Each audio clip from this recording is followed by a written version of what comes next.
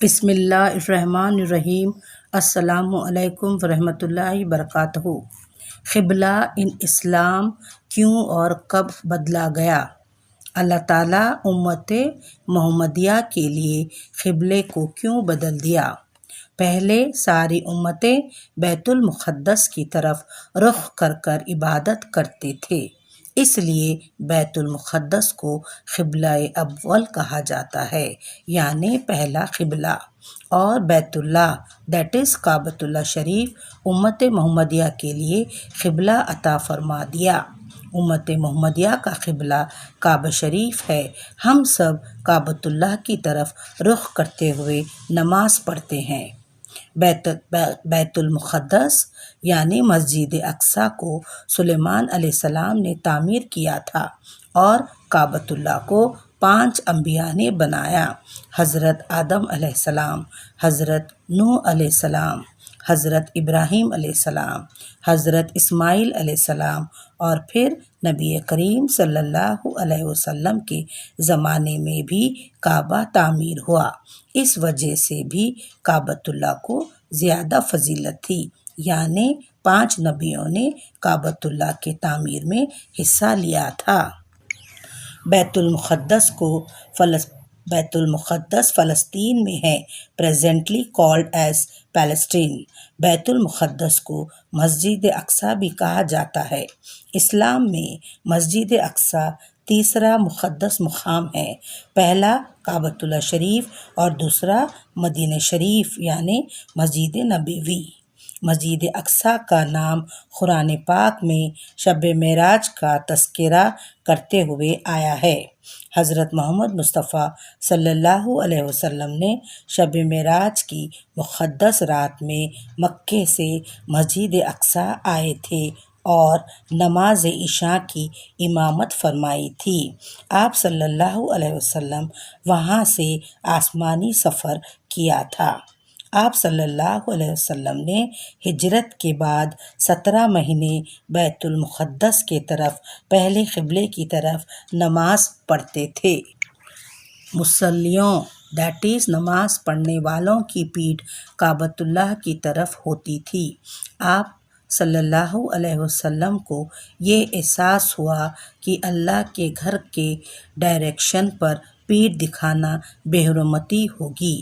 اس احساس کے ساتھ آپ نماز پڑھتے پڑھتے کئی بار آسمان کی طرف دیکھا کرتے تھے اور دعا مانگتے تھے کہ کعبۃ اللہ کو قبلہ بنا دیا جائے۔ آپ کی دعا قبول ہو گئی اور اللہ تعالیٰ کا حکم ہوا کہ فوری نماز کے دوران قبلہ بدلا دیا گیا۔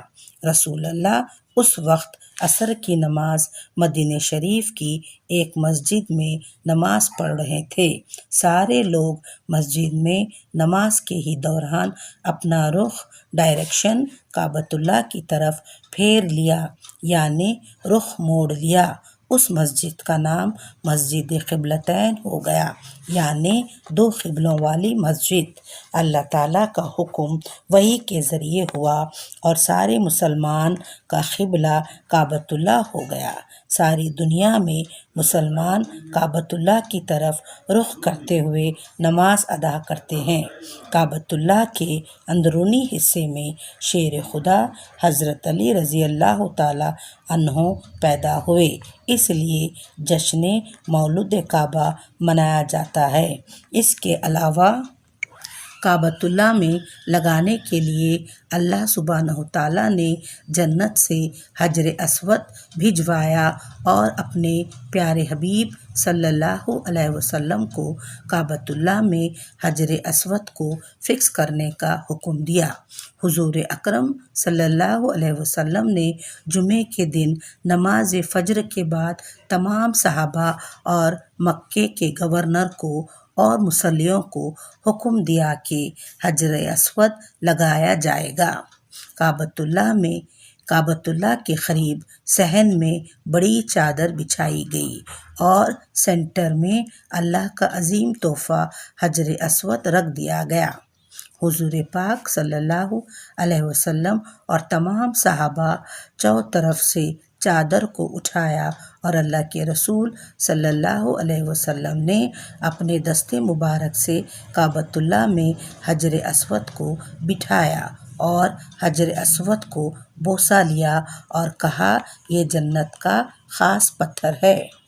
حضرت سیدنا عمر فاروق رضی اللہ تعالی عنہ نے عمرے کرتے وقت کے دوران حجر اسود سے مخاطب ہوتے ہوئے کہا، اے حجر اسود، تو صرف ایک پتھر ہے، میں تجھے اس لیے چوم رہا ہوں کہ میرے آقا رسول اللہ صلی اللہ علیہ وسلم نے تجھے چوما تھا اور بوسہ لیا تھا۔